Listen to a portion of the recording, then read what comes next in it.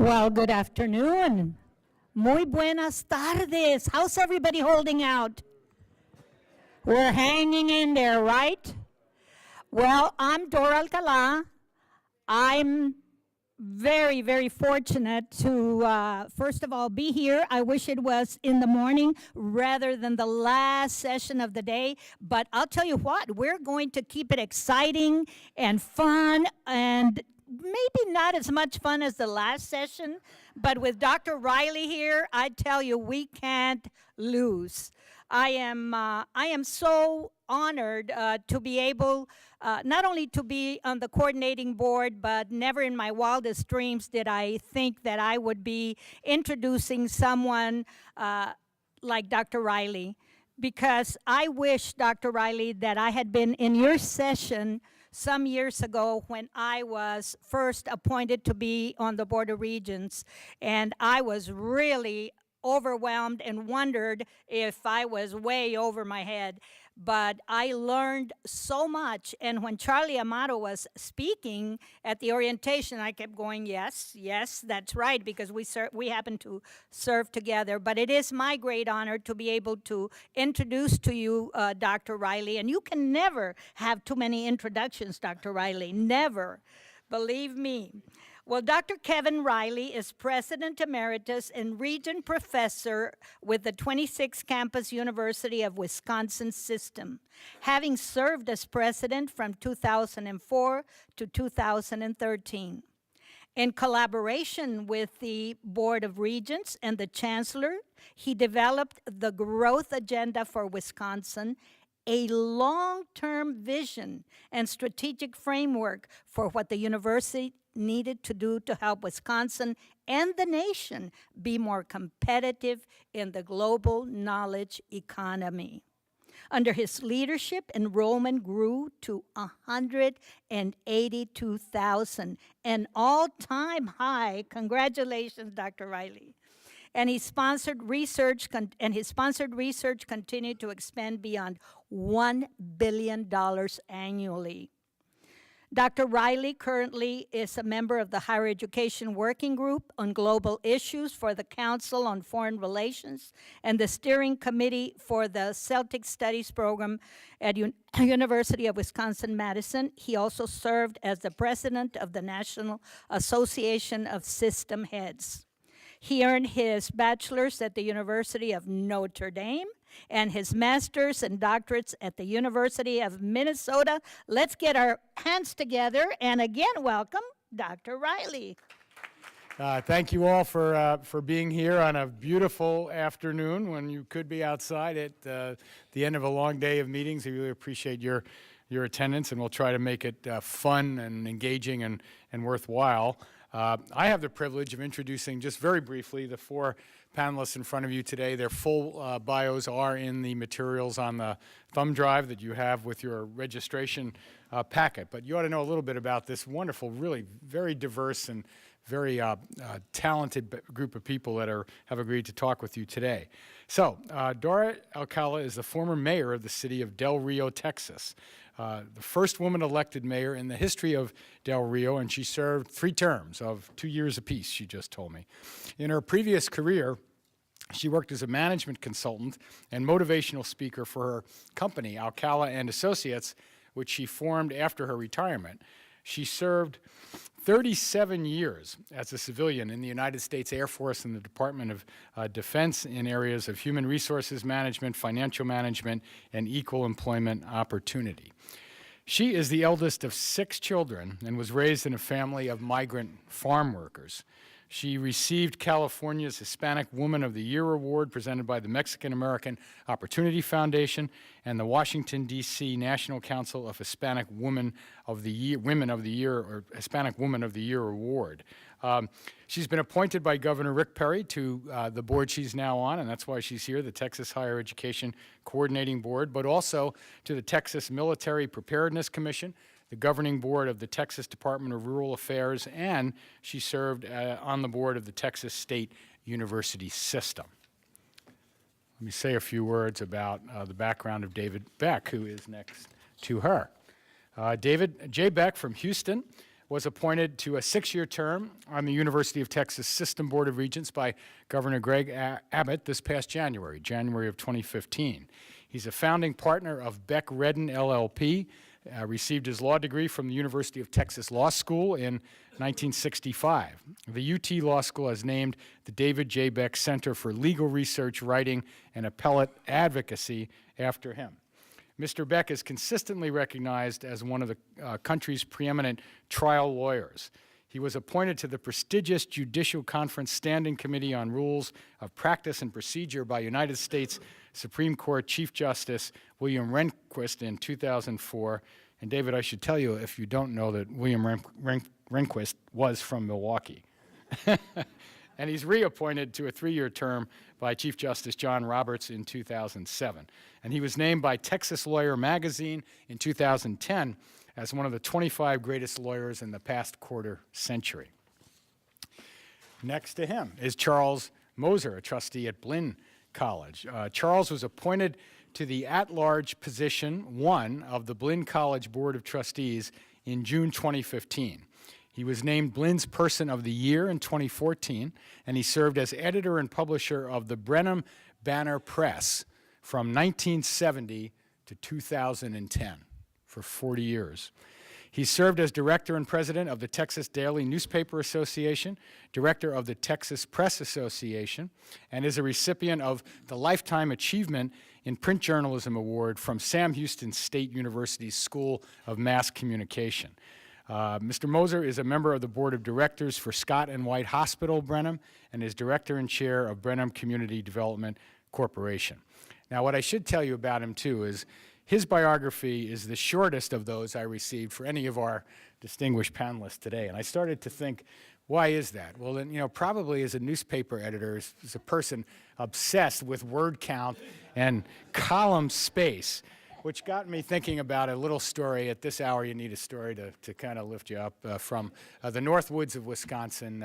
We like to tell Ole and Lena stories in Wisconsin. So this is one about Ole and Lena up in the lake country up toward Canada, and it's one about Ole's dying, and sad day. And the next day, Lena and her 3 sons come in to the newspaper editor's office and say, well, Ole died. You heard that, right? And, yeah. And they said, well, we got an obituary here for we'd like you to publish it in the paper about Ole. So the editor opens the text of the obit they've given him, and it says, Ole, period, he died, period. And the editor says, well, wouldn't you like to say some more? Ole was a beloved character. I mean, he was mayor, actually, a number of years ago, and he was on the county board. He served as the chair of the Loyal Sons of Canute Lodge in northern Wisconsin. People loved Ole. You've got to say some more. And Mrs. Lena Lindquist said, well, what are you charged there by? By the word? By the line? And he said, I get it. So I said, look, we'll charge you for 1 line. Go on to say more about Ole. People will want to hear more. Come back tomorrow. Rewrite it. So he said, oh, thanks a lot. So they go off, come back tomorrow. Lena and the 3 sons march in. They say, oh, we did it. Here it is now.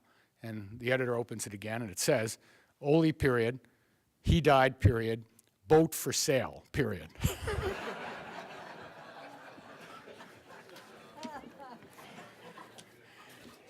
Dr. J. Patrick O'Brien was named the 10th president of West Texas A&M University by the Texas A&M University System Board of Regents on February 21st, 2006.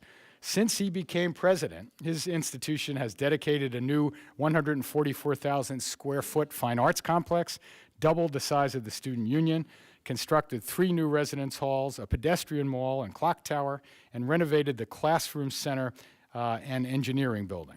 His institution also developed a new strategic plan and realigned academic departments to include creation of a new college of nursing and health sciences. With changes in its marketing and recruiting processes, West Texas A&M has achieved its highest enrollment in its history. He came to his institution from Loyola University in New Orleans, where he served as the dean of the College of Business Administration and professor of economics beginning in 1995. He currently serves on the boards of the Texas International Education Consortium, the Northwest Texas Healthcare System, Harrington Regional Medical Center, and the Texas Panhandle Heritage Foundation, and is a member of the Texas Panhandle Peace 16 Council. So, Patrick O'Brien, Pat O'Brien, Kevin Patrick Riley, actually, if I told you my middle name. I started to worry when I was thinking about this that our IQ on this panel was going to be too high, and that's not your intelligence quotient, but the Irish quota. So I'll remind Pat of what Jonathan Swift said about the Irish. The Irish are fair people, Swift said. They never speak well of one another. So this is a session on the leadership dynamic in public higher education and the kind of public higher education structure you have here in Texas, with a coordinating board, with systems, with individual institutions, we hope, working together.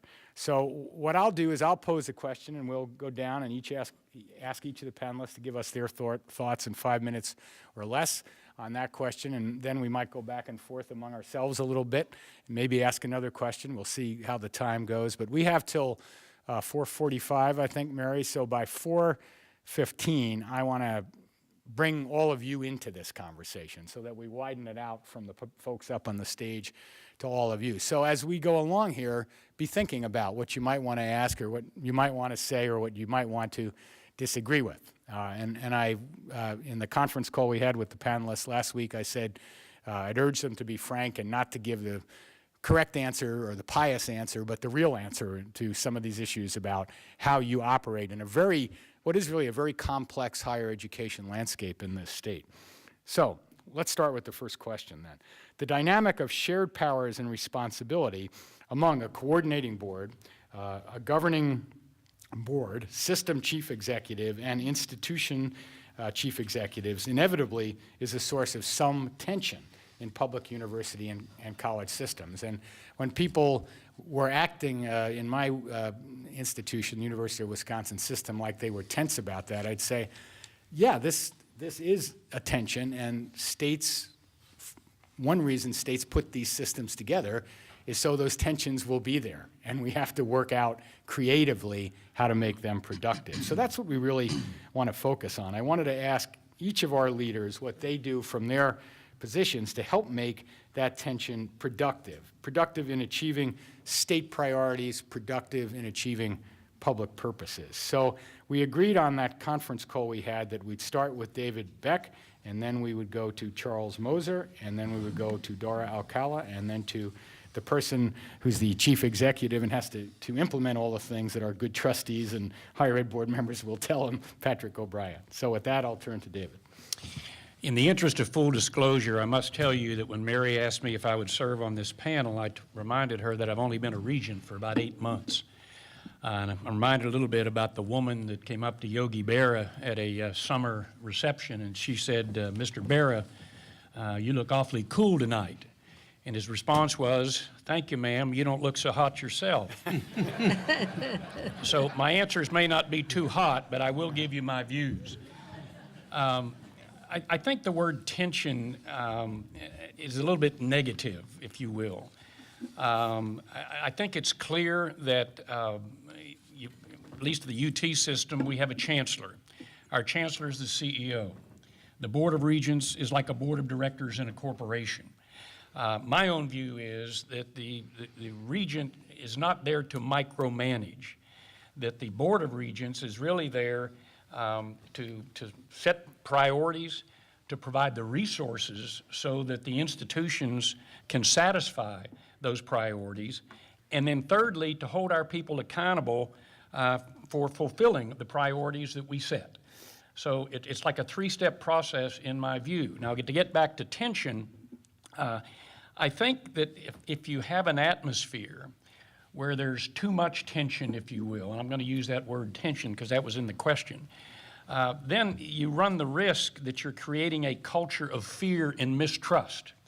And it may actually stymie the very progress you're trying to bring about.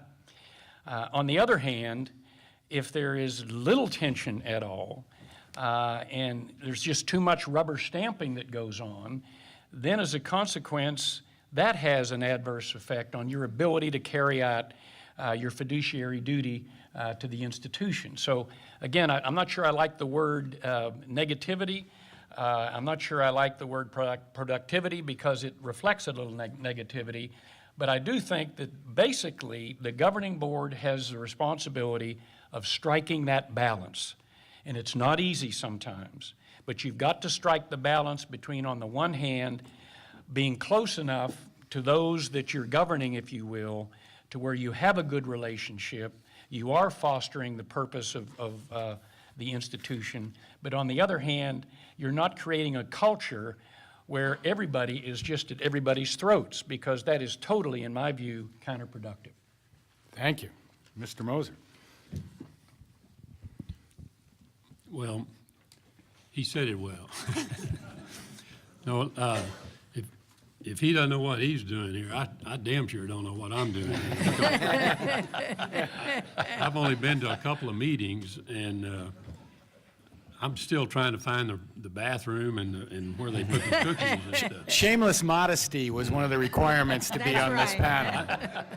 I thought I could just get by to tell you that the Bluebell plant in Brenham started cranking out ice cream day before yesterday, so everything's going to be okay.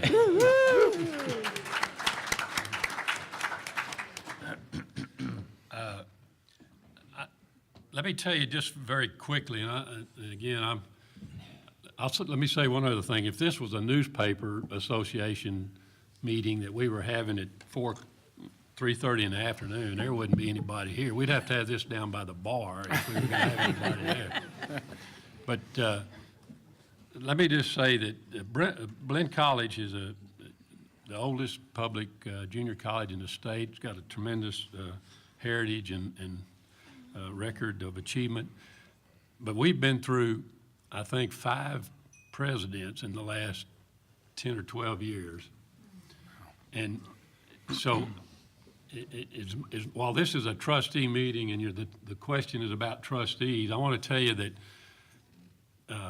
the best thing that's happened to us is being able to stabilize with a great new lady came in as our president about 3 or 4 months ago, just before I came on the board, and it has made all the difference in the world. So as much as we'd like to think that the trustees make a difference, I can tell you that having a good head coach or a good president or a good chancellor is even more important, I think.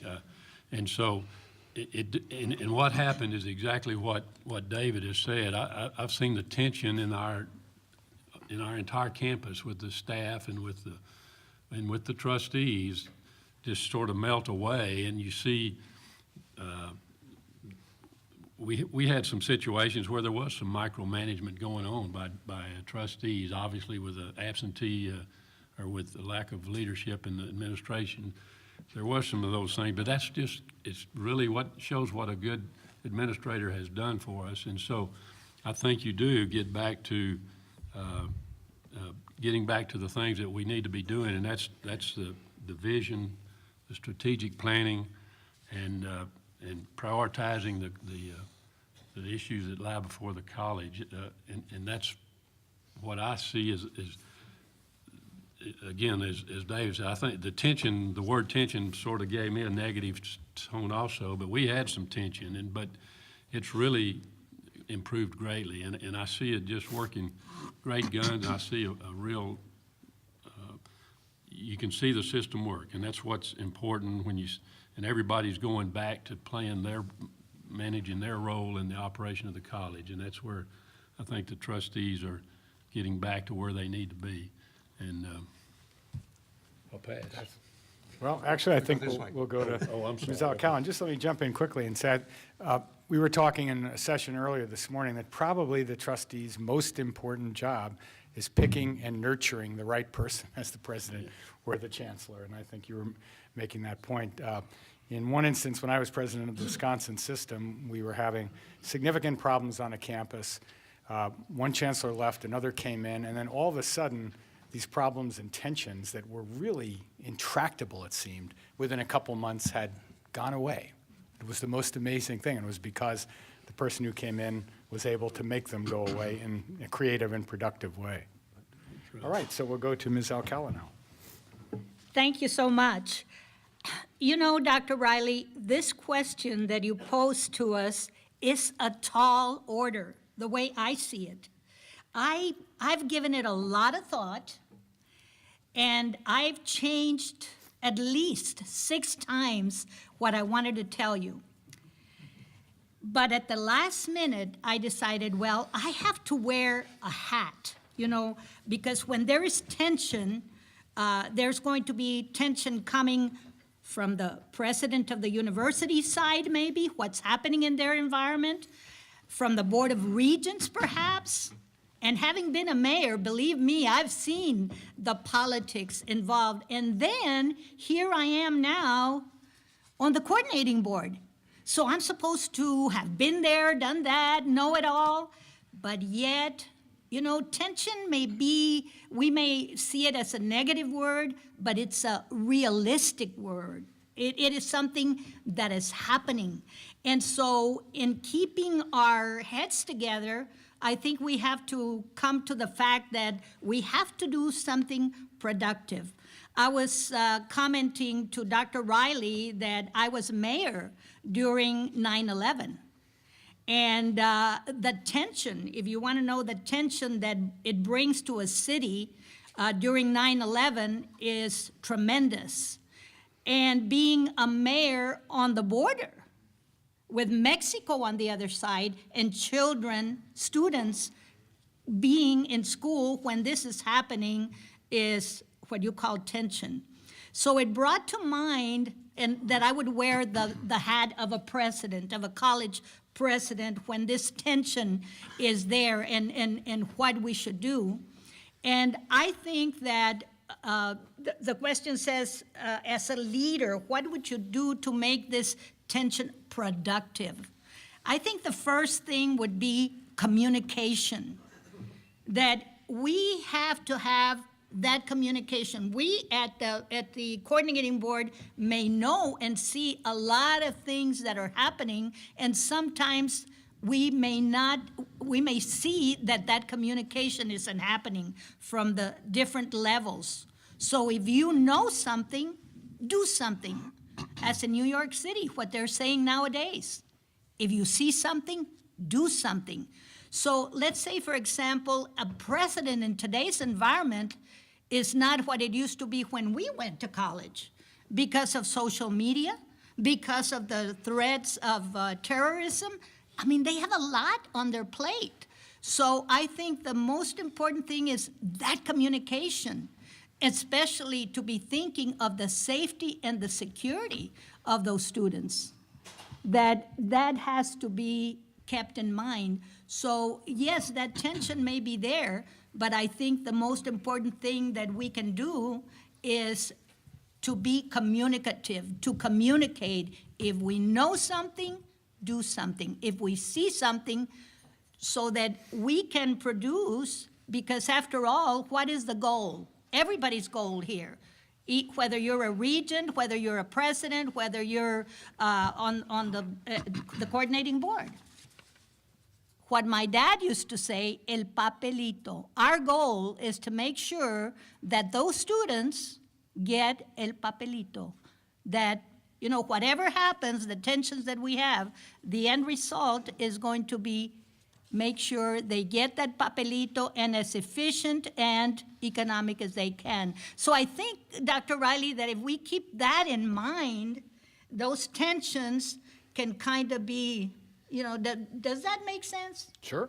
Absolutely. So I guess the key, Am I going to argue with her? No. you know what, I'm passionate about this, and I want to communicate this, that communication is the most important thing. Very good. Thank you, Ms. Alcala. President O'Brien. I have the distinct honor of being the last speaker of the last session. So hopefully you're going to listen. What I'd like to do is to talk about the 3 actors in the governance structure, their responsibilities, and where, given those responsibilities, you have a built-in tension. For instance, the board has the responsibility to formulate, update, adopt, and promulgate policies for the system. Now, policies influence behavior. Policies force you to do things that you weren't going to do in the absence of that policy. And sometimes that results in tension because you're being made to do something you weren't planning to do. However, we need to have well-articulated, broad policies so that we know what the rules of the road are. However, the caution is, to minimize tension, is we need to make sure that those are broad policies and that the chancellor has the flexibility to create regulations to put the details behind the policy and that the institutions have the latitude to create procedures to really get down to the details of the implementation. Another responsibility of the board is to appoint and annually evaluate the chancellor and chief executive officers of each member institution with recommendations from the chancellor. Now let's face it, most people don't like to be evaluated. Students don't want to be evaluated. Staff don't want to be evaluated. And faculty and administrators at our universities, their performance is always above average, and hence we don't need to be evaluated. But it's necessary. Evaluations are necessary for continuous improvement. And we have to have honest evaluations. So my recommendation to a member of a board is to ensure that the chancellor, who has the primary responsibility, the initial responsibility for evaluation, does a fair and just and objective evaluation. If my administrative cost as a proportion of operating budget is too high, tell me so. If my retention rate of students is too low, tell me so. I need to have that feedback in the same way that students in our classrooms to excel need that feedback. The chancellor supervises, coordinates, and recommends approval of annual operating budgets. Well, sometimes our priorities may be different from the chancellor's. That creates a tension. In addition to that, the member CEOs have responsibility for providing leadership for the member institution and general management of its resources. If we ever think that we know best for all situations because we're unique, then we are the source of tension. So as has been said before, we've got to make sure that we communicate well, extremely well. We've got to make sure that we as so-called experts need to when a decision is going to be made, to argue vigorously for our position, lend our expertise, but then once a decision is made, implement it. And if we can't implement it, we need to find another job. So that can decrease tensions. And I really think that on our campuses, one of the things that we can do best to decrease tension in this governance structure is for us to continually be positive and optimistic, because all three of the players, board, chancellor, presidents, have a common goal. That's to educate students, create knowledge, promulgate knowledge, and provide service. We all have the same set of priorities. Very good. Thank you. Well, this is a session on the leadership dynamic in public higher education after all. So I thought I'd ask our panelists a question about how leaders are best developed for success in a complex public higher education landscape like the one that you have here in Texas. And I mean leaders here in the broadest sense, not just chief executives, but board members. I mean, one answer to that question for board members is they come to sessions like this. This is a professional development session for trustees, and that's great. But beyond today, how are leaders best developed for success? How are they nurtured to be successful leaders at your institution, in your system, in the broader context of higher education structure and politics in the state. And I always like to tell my good colleagues who run private institutions that they have a relatively easy job compared to us who run the publics, because of that transparency and the political and other kinds of pressures that we do labor under as we lead these institutions. And put me in mind of what Mike Leavitt, the former governor of Utah and a cabinet secretary, liked to say, which is that public service is full of people who don't know what they're getting into. I think there's some truth in that. But some of us here, think we know a little bit about what we've gotten into. How do we best prepare the next generation of leaders who are going to get into that same stuff as they come up to take over these very difficult but really important and, I'll use maybe a sentimental word, noble positions, to be a trustee of a public college or university, to be a president or chancellor or senior leader at a public college or university. So let's go back through in the order we did for the first question and start with David Beck again on that question of how should we best develop leaders. Well, I think every institution or system has a system of values, if you will. That's when I talked earlier about accountability, why that's so important. If you tell people what is expected of them, and then you hold them accountable, that helps in the evaluation of those people. And it's like a business, it's like a law firm, it's like anything, is that there are going to be certain people that are going to outperform others. There are going to be those that do exactly what you say. There are going to be those that do more than what you say. You look and see how people relate to others. We've talked about communication here, and communication is in fact critical. You may have someone who's brilliant, but they can't communicate well. Their people skills are relatively low. So the objective is, in my view, is to hold people accountable for the expectations you have of them. And if they satisfy those expectations, then you begin to move them up. For example, in the UT system, our new chancellor, Admiral McRaven, he took the president of the University of Dallas and moved them up into the system. He took somebody from MD Anderson in Houston and moved them up into the system. Why? Because these people were star performers. And we're now in the process now of trying to find a president at UT Dallas for that very reason. But it's because he looked at these people, he evaluated them, he assigned them responsibilities, he held them accountable, they outperformed what he asked of them, and then he elevated them up to a much higher position. On a board of regents and on every committee, I mean, we've all been on committees before in our lives. We all know that on a committee, there are going to be certain people that are going to do most of the work. That's true. It's almost a universal truth. On a board of regents, for example, and I've only been on ours, I mean, we've got a terrific board of regents in the case, I mean, at the UT system. But you can see where some people take more of an interest in certain issues than others. I mean, it's just human nature. We've got a very diverse board. I'm a lawyer. I mean, I'll question some of these people about contracts we're about to enter into and why we're doing this.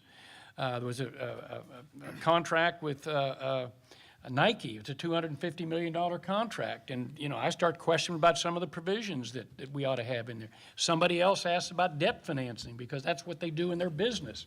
And so the result is that we come up with a pretty good end result. And so the chairman of the board will then take a look and see who's performing, and then eventually they may move up to a committee chair. So it's the same general process that I think is followed throughout, most businesses. Thank you. Mr. Moser, leadership development in higher education. Yeah, next time you need to let me go first instead of. No, I mean, I have to, the same things that I'd written down. I mean, you have to give people opportunities. You have to give them an opportunity to learn and to grow and experience. And you have to give them, you have to let them assume responsibilities and even have opportunities to fail. And most importantly is they need to be able to work with their cohorts or with other people, and with that responsibility becomes accountability, and that's the way they learn and grow and develop, and so beyond that, I don't know. I mean, you can probably add a lot of different things to that, but I think that's the essence of teaching leadership and, or having opportunity for leadership to grow in your college.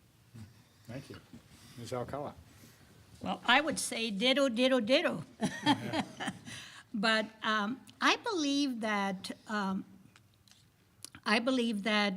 developing a leader for success is no different at any echelon, whether it is at the lower ranks than it is at the higher ranks.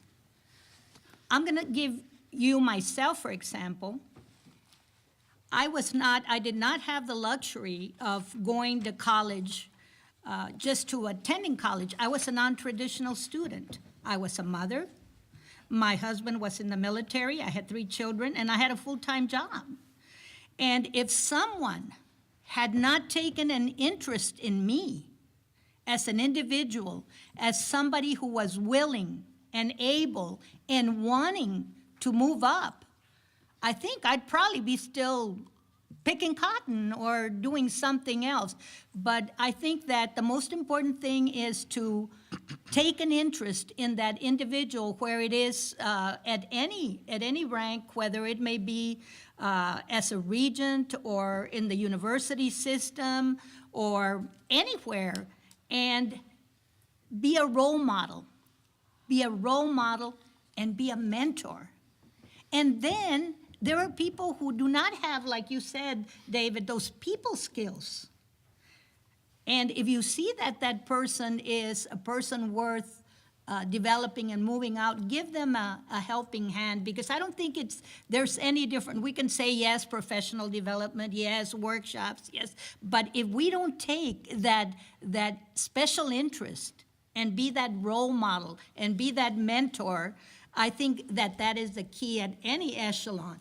So I would say mentoring, role model, and helping hand, and looking out. Again, look and listen. See if the ones that are out there worth developing and moving into different areas. But that is something that I'm also very passionate about, that development and helping one another. Great. You know, one of the newer things we know based on some surveying that's been done of provosts in higher education is that fewer of them now than in the past are aspiring to be presidents and chancellors. They've watched how hard that job has gotten to be, and some of them have said, you know, I'm an academic, I like working with the academic program, I like working with faculty issues, with student issues. I don't want to be the kind of chief executive you need to be successful as a president or chancellor. I don't want my life to work that way. And that's fine, but it's got some of us a little bit scared about where the next generation will come from to take on these big, tough jobs. So, President O'Brien, you are the executive leader on your campus. You also have a leader to whom you report, in a sense, at the system level. That person works for a bunch of people who are leaders on his or her board. And you have the governor, who probably appoints most of the people on that board and is another kind of leader. What are your thoughts on how we prepare the next generation to be successful among those different layers of leadership that we have in public higher education? I would take that in 2 parts.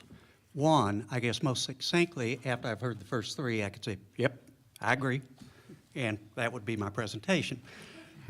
But within the university, I think the way in which we develop leaders is we appoint people, or maybe the department select people, to serve as department heads, associate deans, what have you, and also appoint people to committees.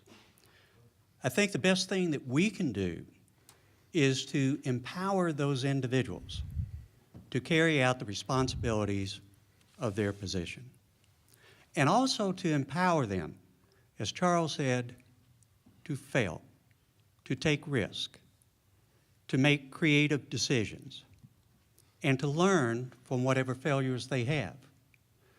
Then what we need to do, besides hold them accountable, is to praise them and support them in their successes.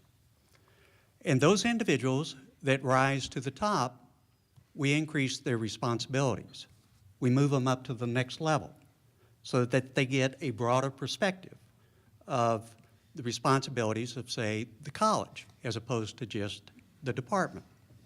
And then we raise them to, say, the provost's position or vice president's position, giving them additional responsibility at each stage and allowing them to make decisions at each stage. We can delegate. We can delegate authority. And I think we need to do that. Now, we can't delegate responsibility, but we can certainly delegate authority. The other part of the question is, how do we develop individuals to become members of boards, governor, chancellor, what have you?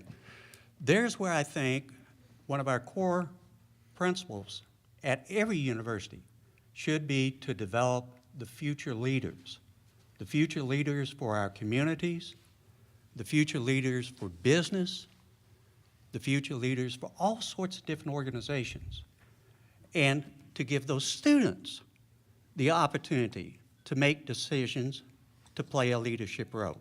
So that's the way I would approach it. Very good.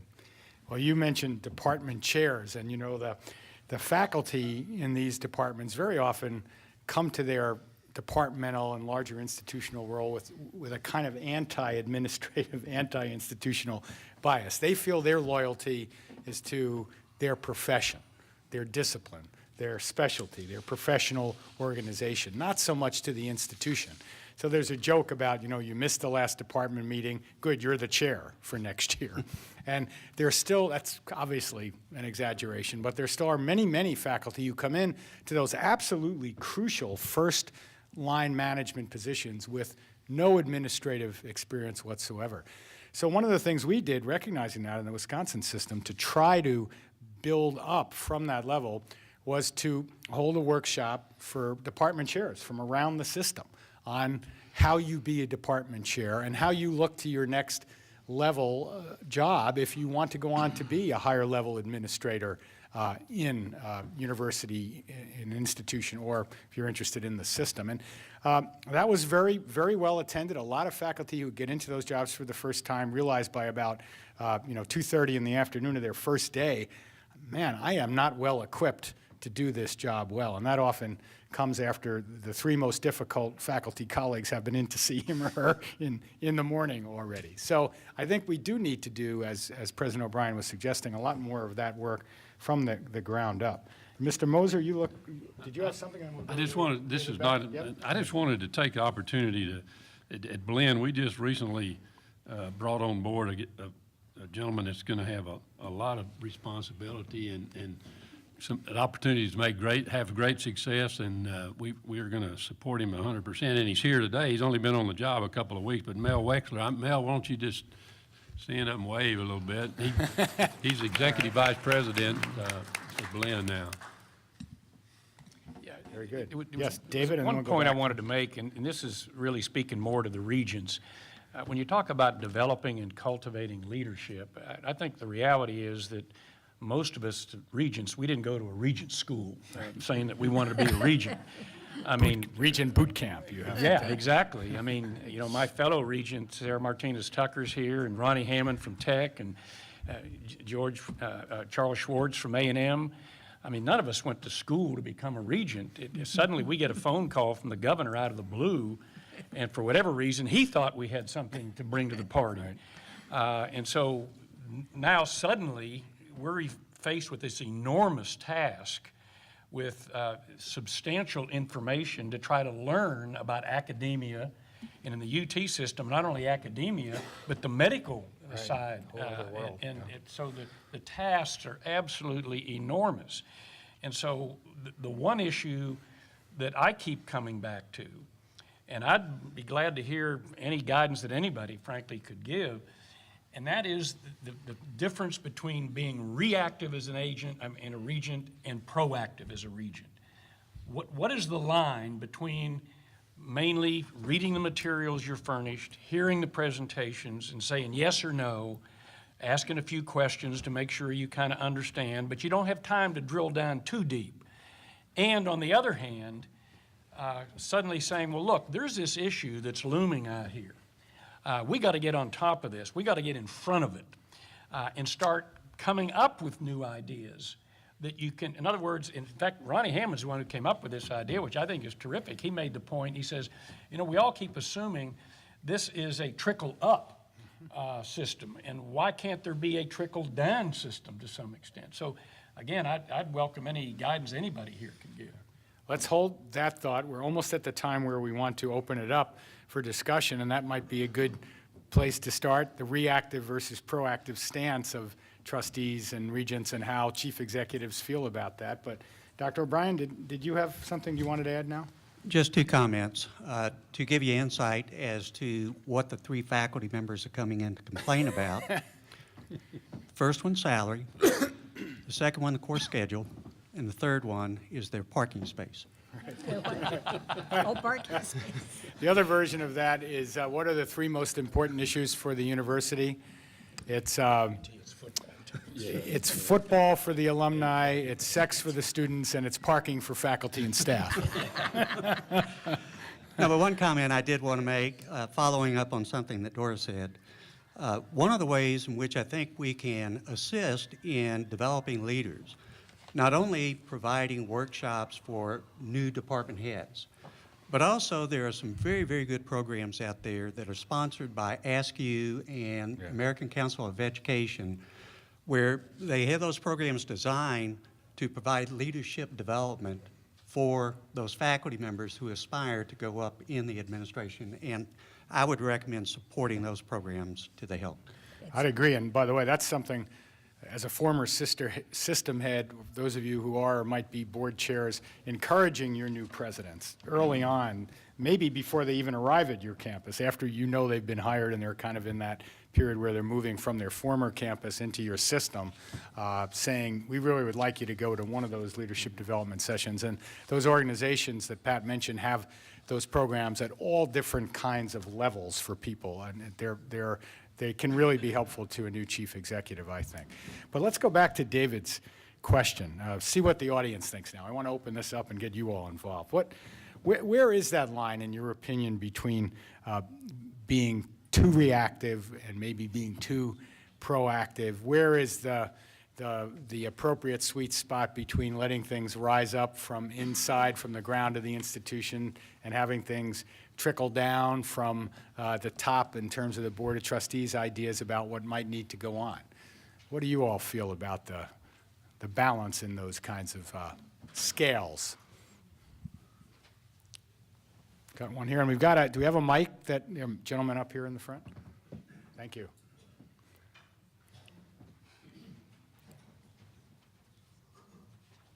Why don't you tell us who you are and where you're from? Gene Sprague from Alamo Colleges, San Antonio. No, our board has gone through a transition in this line in the last few years, and so I'm very familiar with that type of a question. But I think the key is we've taken the position of actually, we have a good relationship with our chancellor, as was talked about here, of actually enabling a change in direction, a very positive change in direction, and especially in terms of student success, by enacting certain policy changes that enabled a lot of that to happen. So, in that case, we initiated things to happen at the college level, at the education level, rather than waiting for things to arrive at our table. And we always have the budgetary things and all those things that we normally handle. But it's really enabled a change in direction for the college. So. Did you get any resistance internally with Yeah, of course some of what you proposed? Yeah, I mean, How did you handle it? That's where the tension comes in, of course. Of course we got resistance from the faculty. But as was pointed out by President O'Brien, I believe, you have to agree on a direction to go. Communicate with everybody, get input from everybody, but in the end, you have to make a decision to move forward. And so that's what we did. No. Very good, thank you. Other thoughts on this question of reactive and proactive and bottom-up, top-down idea flow? Back there. Yes. Yes, so, did you want to add something? No. Oh, okay. Anybody? Yes, oh, I'm Yes, sorry, I didn't see. Ron Walker, Victoria College. What we found about the trickle up is it really comes through the committee system. That let's say it's facilities committee or student success, either one, where the committee not only works with the chief executive officer, but maybe the VP or even the dean in that area. So you get a little broader view, can have a discussion. It's usually a freer discussion because if no press is here, the press is usually not attending those meetings.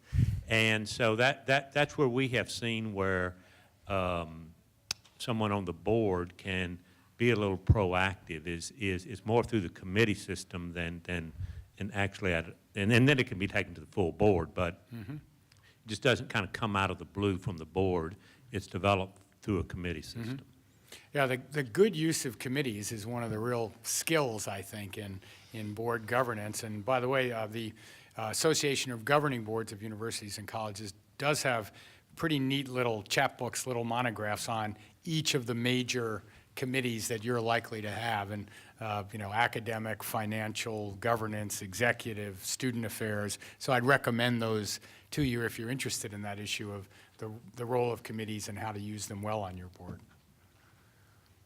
Other questions, comments, reactions on anything the panel has said? Over here. Thanks. My name's Art Murillo, Lone Star College assistant, trustee. The question is, or as far as, I'm a new board member, and I know the learning curve is probably long, and I understand that if I'm smart, I'm going to listen a lot first, and I'm going to try to learn as much as I can. I'm in a field totally different in many respects. My job is in transit. But the question that what I'm wondering is, how much of the outside influence should you bring in?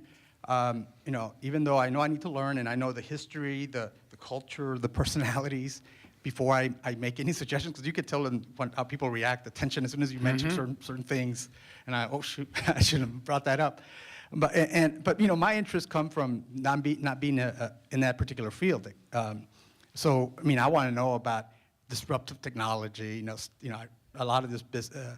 As far as my job, we're always we have to be innovative just to make it, and business is saying if you don't change, they're going to beat you and all that. And while you're in the public sector, especially at the institutions of higher learning, stability is very important, especially when you have political things going on, and people don't like that. But there's, in other words, I guess I'm actually asking the same question again, but I'm wondering, in my role, how much should I bring outside influence to the table? Very, very fair question, and I think a very basic one. Let me ask colleagues on the panel here, anybody wants to address that one? I would say that we welcome suggestions.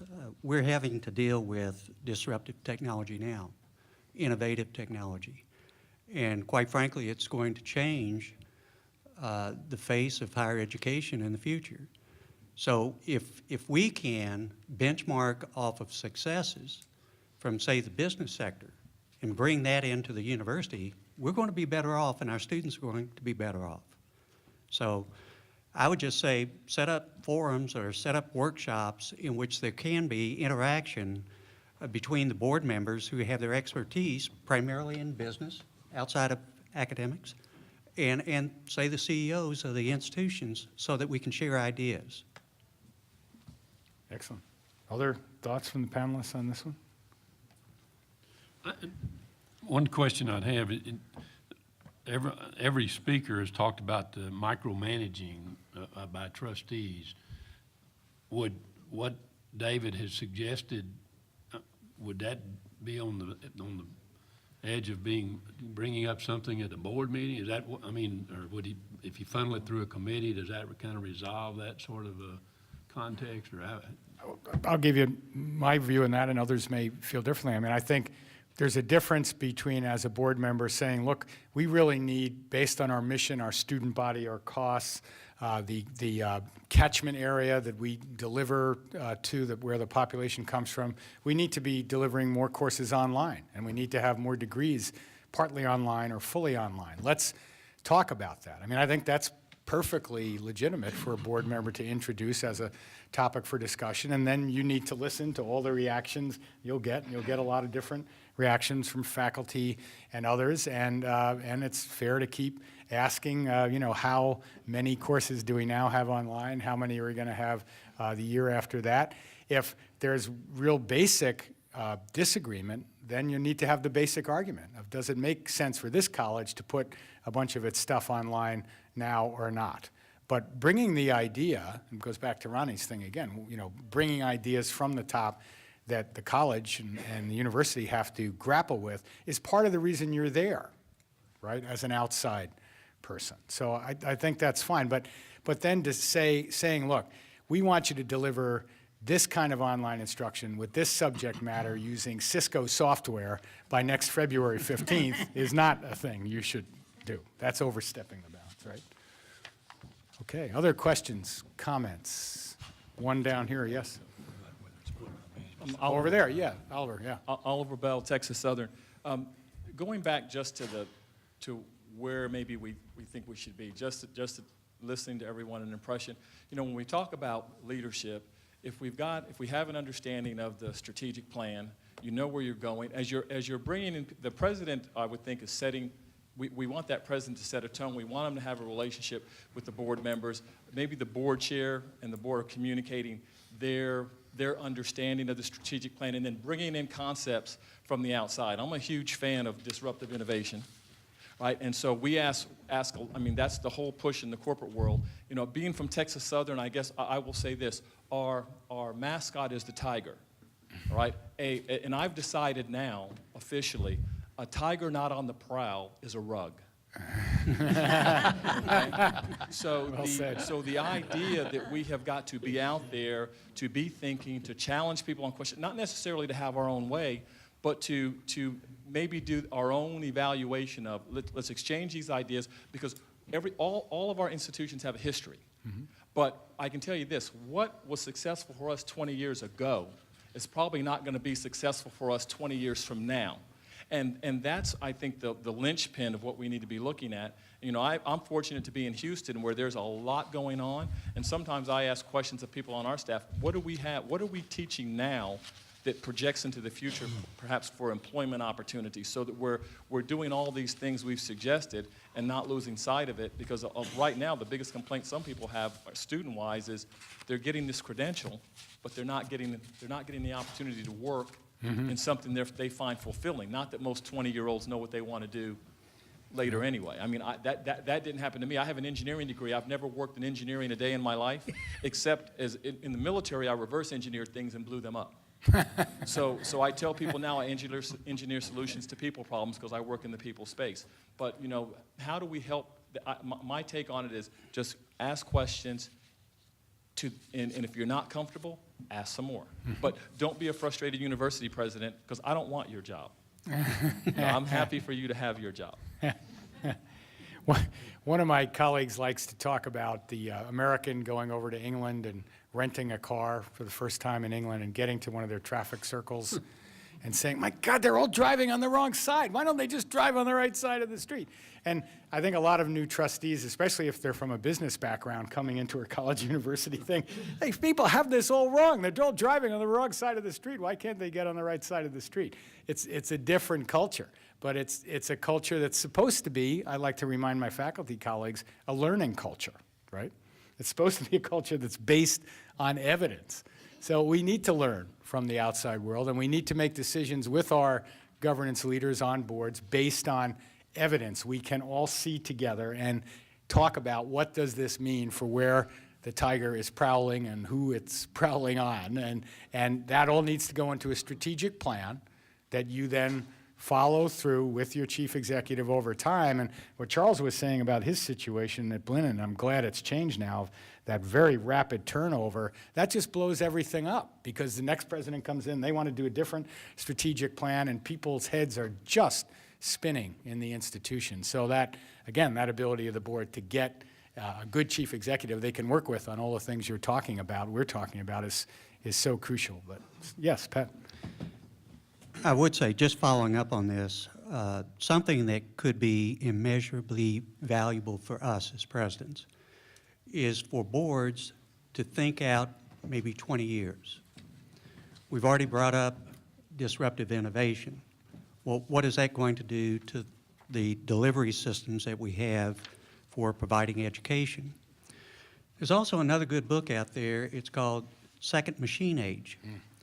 And basically what it talks about is the enhancement of technology in terms of computing ability, artificial intelligence, whereby basically any job that involves repetition is going to go away. And one example I put out there, and not to scare any CPA, what's the future for CPAs?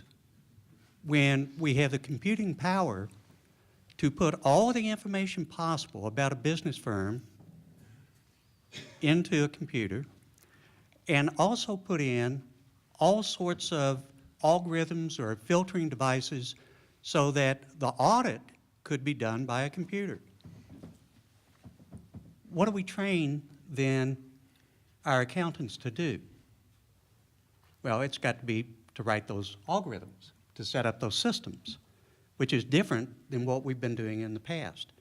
So if you can help us think about what we need to think about going out there 20 years, 30 years, then our institutions are going to be a lot better off. God, you can tell he's a former business dean, can't you?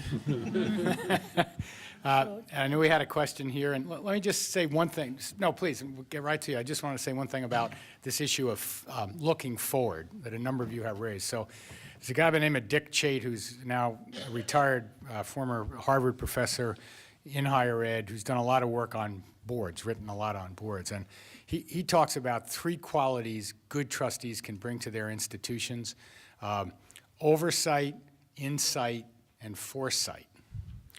And they're sequential virtues. That is, you've got to come in and have processes and procedures in place to do adequate oversight. And when you first come into the job, that's kind of all you're doing. But you shouldn't get yourself or your board stuck thinking you're just an oversight entity. Once you have done enough oversight, you should be at a point where you can really, using your outside experience, bring some real insight to that institution so it can benefit in its look forward, and then work with it to have that foresight. And you're uniquely equipped to do that. Nobody in the institution can do that in the same way. The oversight, the insight based on your outside careers and lives, and then the foresight based on both of those things that you do. I think it's just a nice triptych, if you will. But yes, we had a question right back Well, here. it was a continuation of the comment, I was going to wrap back to our first session this morning and quote Mike Reese when he was talking about some management versus governance kinds of questions. So back to David's question earlier, some of it's how we frame the question, how we frame the idea.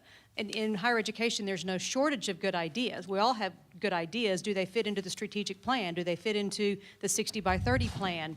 Do they fit into the long-range plan of the budget discussions that you're bringing forward? How does that fit into? So sometimes it's just the way you frame the question or frame the suggestion and ask for the annual strategic planning sessions, or perhaps we need a session on policy to discuss X, Y, Z. So it's not about coming in and saying, this is my idea, somebody go do something about it. But again, framing the question back to governance questions that Mike talked about this morning. I think that's exactly right. I think one of the most valuable, useful tactics board members do is to help us reframe questions. And that goes back to having adequate oversight to be able to help us do that, and then having adequate insight into the organization to help us do that. And if we get them reframed right, we'll probably be a lot more successful in the future than we are if we don't have those questions framed right. You can answer narrowly framed or wrongly framed questions correctly and go down a long way down a wrong road. And some institutions have. We've seen that happen. Okay, other questions, reactions? Yes, over here. Yes, my name's Alan Waters, and being new as a board member, as a trustee, been to ACCT and several other training courses like this, and you walk in and you get the premises from everybody, every board gets along. It's the board against the president, and they're trying to get this working relationship. Coming in new on board, I came in, we're 4-3. And we're 4-3. These four have been there over 20 years. And so I don't see anybody addressing that, the tensions on the board and trying to get it in moving in the direction that you want the college moving in. Before we deal with the president, we got four that are micromanaging everything you're saying not to do, but you can't do anything about it because you're part of the three. Right. You know, I'll say a thing or two about that, and others may want to jump in on the panel. I think if you find yourself in that situation, you probably need some outside help. You need to bring in somebody who's going to work across that divide to say, how do we bring people back together to be an effective board in the interests of the institution? And I think that kind of tension is getting more prevalent now, partly because our society is so much more partisan than it was in the relatively recent past. Boards are appointed by different governors are more partisan now. And there's more of a sense of the clique over here and the clique over there than there used to be. There's more of a sense of when a new majority takes over the control of a board, that they need to fire the president because the president was appointed by the former board who was appointed by the previous governor, not the current one. That didn't happen nearly as frequently 10 or 15 years ago as it's happening now. And it's a problem. It's not good for the institutions. And we need to be thinking together about how to avoid that. AGB has some notions about commissions that might recommend people to the governor, about staggering terms in a way that you'd be less likely to get cliques that form up and harden and stay there on, in one corner of the ring or the other. But it's a problem that we are facing more, and some of you may face it more because of just the nature of where our politics are these days. But any thoughts on that? All the boards you people have been on have been just smooth sailing all the time, right? No tension, right. Everybody loves everybody. Absolutely not. And, I really like that idea that you said, Dr. Riley, of there comes a time when you have to bring somebody from the outside to get everybody going in the right direction. Mm-hmm. And I have been in that kind of a situation. And it has worked, believe me. Somebody who doesn't have a dog in the hunt, as they say. Other thoughts on this one? Well, the problem, it seems to me, when you get into a situation like that is on the one hand, a region has a fiduciary responsibility to do what's in the best interest of the organization. How that translates may be in dispute. For example, on the one hand, a board must speak as a board. Correct. But what happens when you have an individual board member that decides, well, I have the right of free speech, mm-hmm. and I have a fiduciary responsibility, and therefore I want to investigate a particular issue, even though the board has not said we're going to investigate that issue. Right. So what you do is you have those two competing concepts at the intersection that are what causes the problem. And so how do you resolve that? If you've got a strong chancellor, that's a big plus, because the chancellor or a chairman of the board can say, no, we're not going to investigate that both until together. The whole board votes on it. Right. Yeah, that probably, with certain people, that won't stop them from constantly bringing it up. But yeah, Charles.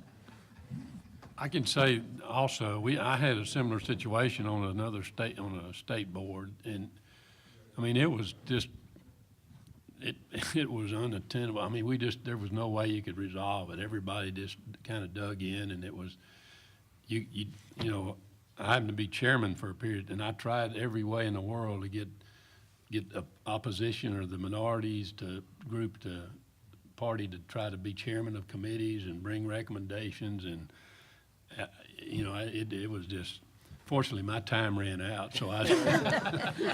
You're putting me in mind about the old line about, you know, the only cure for presidential ambition is embalming fluid. Well, it's kind of the only cure for some of those is people dying or going off the board. But you'd like to at least try to bring in some intervention so you don't have to wait that long, right?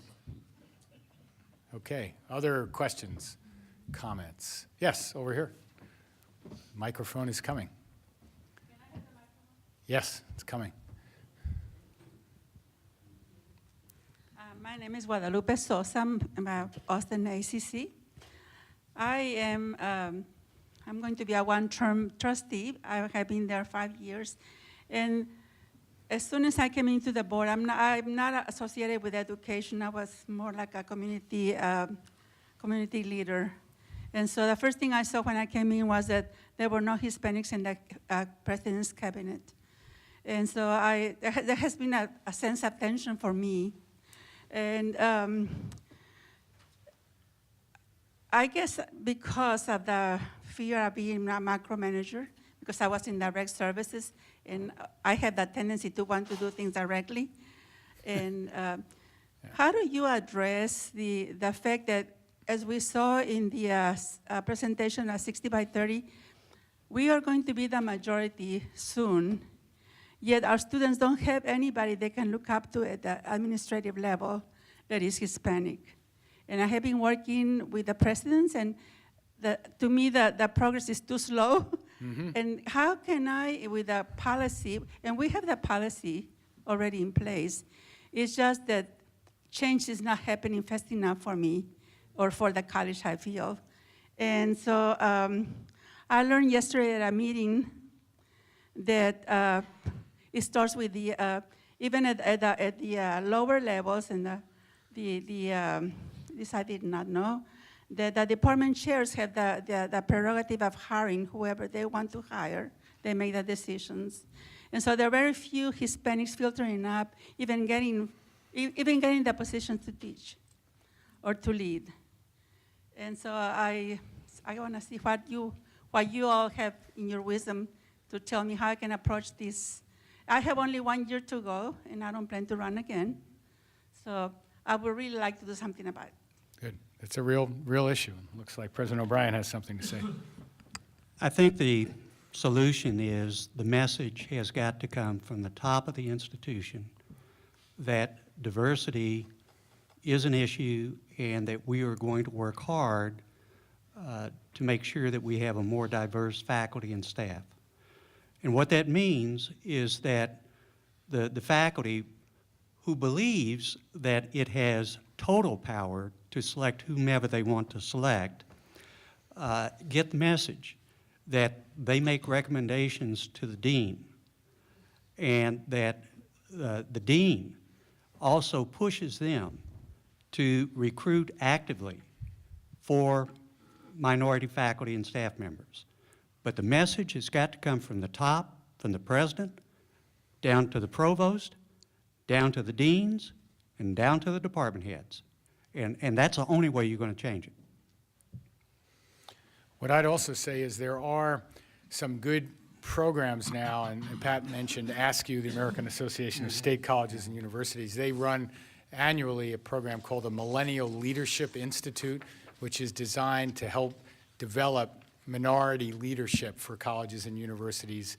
They are mainly a 4-year master's group, but I imagine the community college group has similar programs, encouraging folks who may be in your institution who you think would be good leaders to move up that chain in the institution to consider those kinds of opportunities, and having a talk with your president about making it financially possible for those people to attend those kinds of programs are some things that I think that can help get at the problem. Yes, Ronnie. This is kind of a follow-on to what that young lady had to say. The numbers I see indicate that if you take the 8th graders who are alive in the Texas school system today, let them become college age, that demographic is 65% of the population of the state of Texas. And we have a duty, an obligation to them, to the state, to all the citizens, to figure out how to educate and elevate that demographic. And how do we as regents collectively address that issue and get to the place where we wake up and recognize that this group of people will have the vote, they're going to control the state of Texas, and it's up to us to educate them and make them the baddest or best Texans that have ever walked the face of the planet. Yeah. How do we as regents have a serious, and I mean, these 8th graders are alive today. I'm talking about 4 or 5 years from now. How can we make that kind of change happen and not just give lip service to the fact that there's some program somewhere or some little something we ought to do? I mean, this is, to me, it's one of the major problems facing the state of Texas today is we've got a new group about to take over, and we need to educate them. Well, one thing I'd say, and then we have time for one more question or response. One more after this? No, we're done after this. Okay, well, so I'll say something, and then maybe the panelists want to jump in on this too. You know, I think that's why the new 60 by 30 TX plan is so important, because if you're going to be successful as a state, that population needs to be embraced, needs to get to and then through higher education, because they're never going to turn out to be faculty members or vice presidents at the colleges unless they can earn a baccalaureate degree and something after that. So I've read your plan, and there are outlines of strategies on this issue and others to get those numbers up. And we know, as I said this morning, that there's no way we're going to get to those numbers without doing a much better job of having we still call minority students, they'll be the majority soon, get access to our colleges and universities and then complete credentials. So that plan is something that I think could be a big ally over time. It's not going to happen fast enough. But if we don't start working better, smarter with the kids in 8th grade as a nation, I mean, we're going to be in big trouble. This is something about the future of our society, not just being nice or doing the right or moral thing, which it is, in my opinion. It's about the economic vitality and security of Texas and the United States. That's what it's about, and we need to convince ourselves, if we're not convinced, then our political leaders, that that's what it's about. Anybody else? Yeah, I'll just add one thing. Chancellor McRaven at the UT system expressed his vision for the system about 2 weeks ago. And one of the prongs of his vision is that UT is going to focus with grades kindergarten through 12 to ensure that students are prepared to go to college. So his vision is to start at the kindergarten, start working with these kids all the way through the system to try to bring about the result that I think you're interested in. That's great. Dorothy? You know, we all know that in our communities, they all want to be successful, to have an educated workforce, economic development. And I was very, very excited about our 60 by 30 text plan, because I think that's one of the answers right there, one of the tools that the communities can use, but we've got to publicize the plan. We've got to get the plan out. We've got to let everybody know about it so that everybody can buy in to our plan, because that's what's going to help us to move those students forward and also raise those figures that we have in there. But that communication of briefing, that plan, those of us that can and want to, take that plan out and talk to the chambers of commerce, talk to the schools, talk to the boards, communicate that plan. I think that's very important. Mm-hmm. I know we have a couple of questions that are still out there, but Mary is saying we've got to invite Chairman Jenkins up and want to hear his thoughts and comments at the end of the day today. As he comes up, let's give our wonderful panelists a round of applause.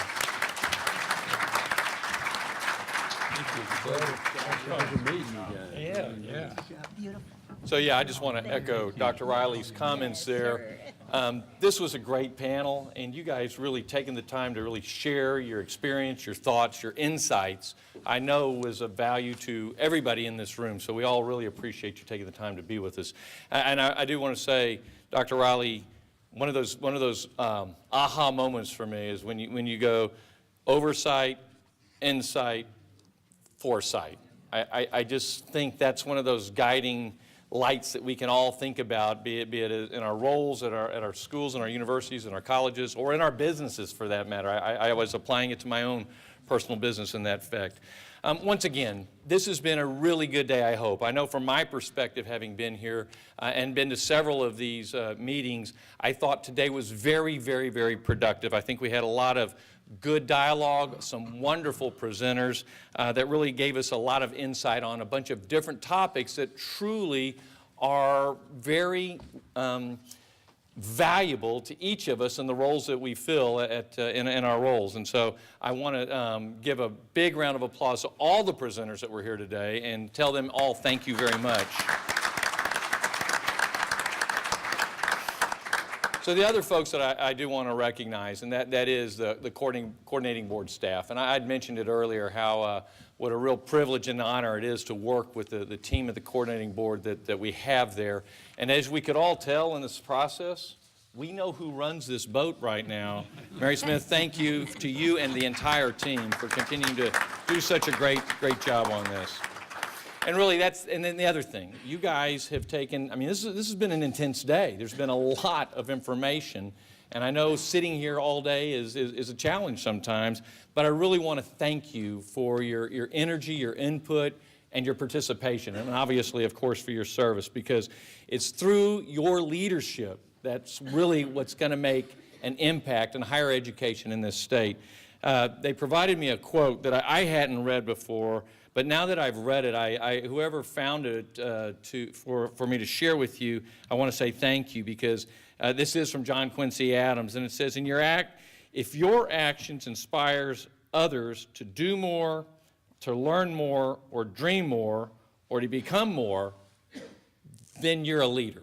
And so I think it kind of summed up a lot of the things that you guys talked about up here in the panel, and so it was a great job, and I really appreciate that. So tomorrow is going to be an interesting day. We're going to have some time where we're going to actually roll up our sleeves, and we're going to really look at the goals and the strategies that we will be all talking about to achieve those goals, and really trying to dive into that. And we're really looking for your input and your thoughts as to how we best implement this plan. I think it's been said many times that the new strategic plan is one that I think we're all very, very excited. I know I am. I know I'm actually very passionate about it and really look forward to being able to deliver this message to the entire state. And I think people are going to get behind it. I can tell you from a business perspective, it resonates greatly, and it's one that I think is going to be in the best interest of all of us in higher ed. So this evening, some details on the house cleaning. We're going to have a reception, and the reception is at 6 o'clock in the Crossroads Lounge, which is on the first floor of the hotel. So 6 o'clock. I'm a big believer on the whole bonding and the whole collegial thought process. And so I hope that everyone will be able to attend that and get a chance to make some new friends and discuss some of the topics that we've had today, because I know there's been a lot of information that would be good for us all to be sharing. 7 o'clock in the Grand Ballroom Salon E, is that right there? It's where we had breakfast, is where we'll have dinner. And once again, like we said earlier, we've got a real treat. Like we said, Dr. Peter Stokes, author of Higher Education and Employability, New Models for Integrating Study and Work. And once again, this was just published by the Harvard Education Press. He'll be there to talk to us and make his presentation. I'm sure it will be really fascinating, interesting, and I think we'll all get a lot out of his presentation. The last thing that I will ask, and we talked about feedback, okay, be it surveys and information, and this is one of those ones that I'm always passionate about. You always got to know how'd you do so you can learn and how you can get better in the future. And so everybody on your table does have, and I will tell you this, I really like this. So I'm in the business of finding out what the heck my customers think about my service, right? I'm always asking them, and we decided that, the term survey is just not that good anymore. It kind of turns people off, and so, we're kind of into feedback. But another thing that I've learned today, a reflection and evaluation. That just says I want to do that. So Mary, genius right here. So if each of you would take a moment to reflect and evaluate today's program, we would be really, really grateful for that. And once again, to everybody up here at the panel sitting here through this and everyone here today, thank you for your participation. And I look forward to seeing everyone tonight, and let's have a nice evening. Thank you all very much.